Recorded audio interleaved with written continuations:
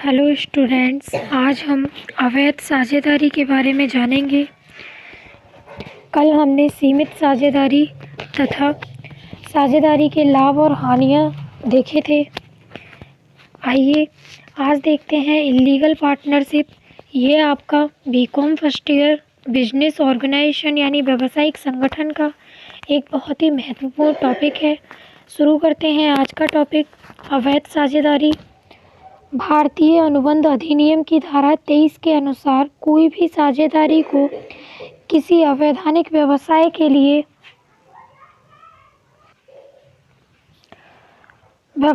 लिए की गई हो अथवा जिसका उद्देश्य गैर कानूनी हो, व्यर्थ होती है। इस प्रकार की कोई भी साझेदारी निम्न परिस्थितियों में अवैधानिक होती है: जिसके निर्माण का उद्देश्य अवैधानिक हो, जिसका व्यवसाय जन नीति अथवा अंतर्राष्ट्रीय नीति के विरुद्ध हो, जिन साझेदारी में विदेशी शत्रु राष्ट्र का व्यक्ति साझेदार हो, साधारण व्यवसाय की दशा में 20 और बैंकिंग व्यवसाय में साझेदारों की संख्या 10 से अधिक हो। ऐसी साझेदारी अवैध साझेदारी के अंतर्गत आती हैं। आइए देखते हैं आदर्श साझेदारी। आइडियल पार्टनरशिप प्रत्येक व्यक्ति का समान होना सैद्धांतिक तथा व्यावहारिक दोनों ही दृष्टिकोणों से संभव नहीं है। ये सभी जानते हैं कि कोई भी दो व्यक्ति एक जैसे नहीं हो सकते, उनमें कुछ भिन्नताएं पाई जाती हैं, चाहे वो शारीरिक हो या मानसिक हो। यदि सभी लोग समान योग्यता रखते हो, पूर्ण संपन्न हो तथा व्यवसाय में बराबर अपना सक्रिय सहयोग दे सकते हो, तो उनको निश्चित रूप से आशातीत सफलता प्राप्त हो सकती है और उनके द्वारा विश्व का सबसे कठिन कार्य भी सरलता से किया जा सकता है। किंतु इस प्रकार का होना प्रायः दुष्कर ही नहीं, असंभव सा प्रतीत होता है। साझेदार भी तो आखिर व्यक्ति ही होते हैं, अतः उनमें भी असमानताएं पाया जाना संभव है, स्वाभाविक है। इन असमानताओं के परिणाम स्वरूप छोटी छोटी बातों पर मतभेद हो जाने के कारण आपस के झगड़े उत्पन्न हैं, जिससे साझेदारी का भविष्य भी अंधकार में पड़ जाता है। अतः एक सफल साझेदारी में उन समस्त गुणों का समावेशन होना चाहिए जिससे कि एक व्यवसाय सफलतापूर्वक चल सके। इसमें प्रत्येक साझेदार का यह कर्तव्य है कि वह जो भी कार्य करे संस्था के हित में करे तथा उस कार्य को करने में उसे अपनी पूर्ण योग्यता एवं चातुर्य को लगा देना चाहिए। इसके साथ साथ साझेदारों में परस्पर विश्वास और आत्मीयता का ज्ञान होना आवश्यक है। इसी का नाम आदर्श साझेदारी है। आदर्श साझेदारी से आश्चर्य ऐसी साझेदारी से है जो सर्वगुण संपन्न हो, अर्थात जिसके समस्त साझेदारों में परस्पर सहयोग एवं सद्विश्वास की भावना पाई जाती हो। सभी साझेदार पूर्ण लगन, निष्ठा एवं परिश्रम से फर्म के लिए कार्य करते हों तथा सभी अपनी सामर्थ्य के अनुसार फर्म के लिए आवश्यक वित्त एवं अन्य साधन जुटाते हों। संक्षेप में आदर्श साझेदारी का तात्पर्य एक ऐसी साझेदारी से है जिसमें एक अच्छी साझेदारी के लगभग सभी गुण पाए जाते हों।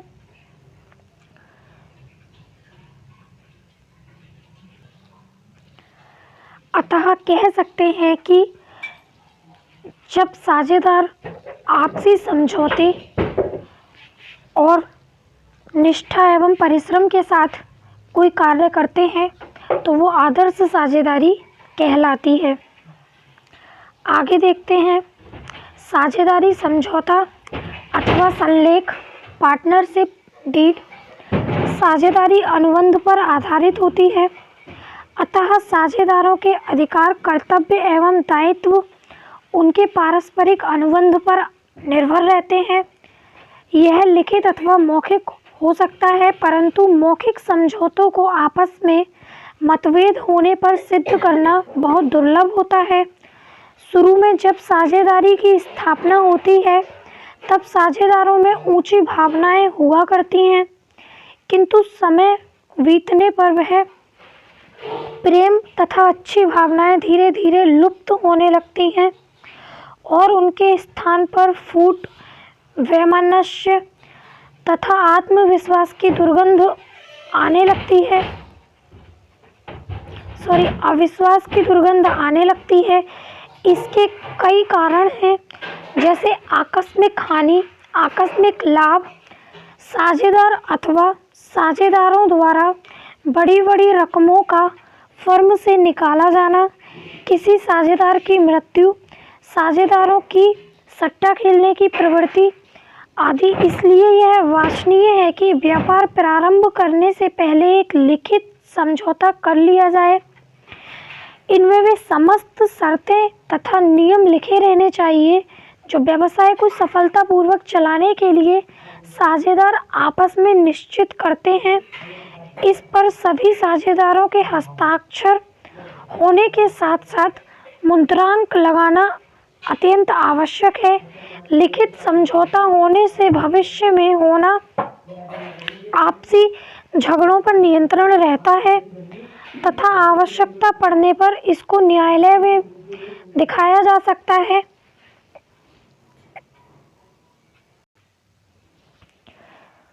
साझेदारों के मध्य लिखित समझौते या अनुबंध को साझेदारी समझौता या संलेख कहते हैं। इस समझौते में साझेदारी कारोबार को चलाने के संबंध में आवश्यक नियमों एवं शर्तों आदि का स्पष्ट विवरण रहता है। इस पर समस्त साझेदारों के हस्ताक्षर होते हैं तथा भारतीय मुद्रांक अधिनियम के अंतर्गत आवश्यक मुद्रांक भी लगा हुआ होता है। यदि समझौता अचल संपत्ति से संबंधित है तो उसका पंजीयन करा लेना भी आवश्यक होता है। साझेदारी समझौतों को विभिन्न नामों से पुकारा जाता है, जैसे साझेदारी संलेख, साझेदारी विधान, साझेदारी ठहराव का प्रपत्र आदि।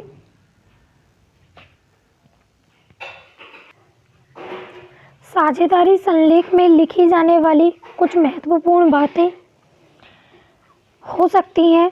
सभी साझेदारी व्यवसायों की प्रकृति एक समान न होकर भिन्न भिन्न होती है, अतः साझेदारी समझौता भी साझेदारी की आवश्यकता के अनुसार अलग अलग होता है।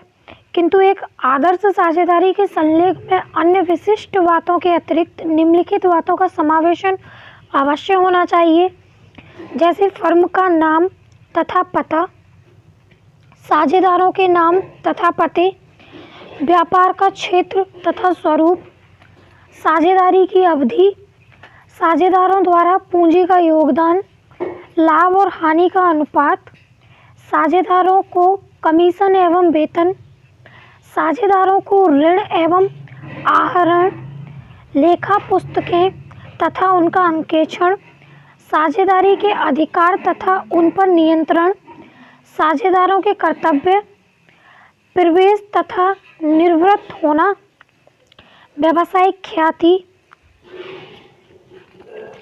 इन सारी बातों का ध्यान रखना चाहिए।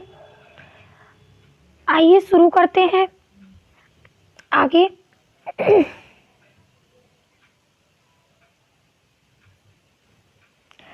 फर्म अथवा साझेदारी के अंत अथवा समापन की रीतियां, modes of dissolution of a firm और पार्टनरशिप।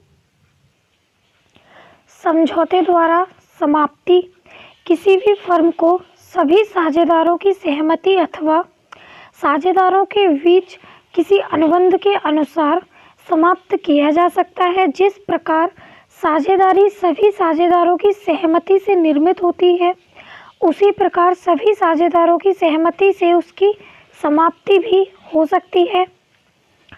अनिवार्य समाप्ति निम्न अवस्थाओं में एक फर्म की अनिवार्य रूप से समाप्ति हो जाती है जब सभी साझेदार या एक को छोड़कर शेष साझेदार दिवालिया घोषित हो जाएं।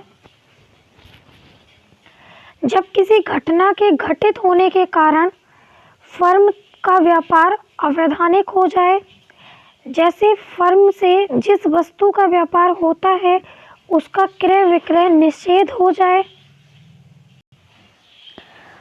कुछ संयोगों से घटित होने की दशा में समाप्ति। यदि साझेदारों के बीच इसके विपरीत कोई अनुबंध ना हो तो निम्नलिखित घटनाओं से घटित होने पर फर्म की समाप्ति हो जाएगी। यदि फर्म किसी निश्चित अवधि के लिए स्थापना की गई थी तो उसका पूरा होने पर समाप्ति हो जाती है। यदि फर्म की किसी एक या अधिक कार्यों के लिए स्थापना की गई थी तो उसके पूरे होने पर समाप्ति हो जाती है। किसी साझेदार की मृत्यु होने पर समाप्ति हो जाती है। किसी साझेदार के दिवालिया घोषित होने पर भी समाप्ति हो जाती है। किसी साझेदार द्वारा फर्म से पृथक होने पर तथा त्यागपत्र दिए जाने पर भी साझेदारी समाप्त हो जाती है। ऐच्छिक साझेदारी में सूचना द्वारा समाप्ति। यदि ऐच्छिक साझेदारी है तो कोई भी साझेदार दूसरे सभी साझेदारों को फर्म को समाप्त करने की अपनी इच्छा की लिखित सूचना देकर फर्म को समाप्त कर सकता है। फर्म सूचना में दी गई स्थिति में समाप्त हुई मानी जाएगी अथवा यदि कोई निश्चित तिथि ना हो तो सूचना की तिथि से ही फर्म का अंत माना जाएगा। न्यायालय द्वारा समाप्ति। किसी साझेदार द्वारा वाद प्रस्तुत किए जाने पर अर्थात अभियोग चलाए जाने पर न्यायालय द्वारा निम्नलिखित आधारों में से किसी भी आधार पर फर्म की समाप्ति का आदेश दिया जा सकता है।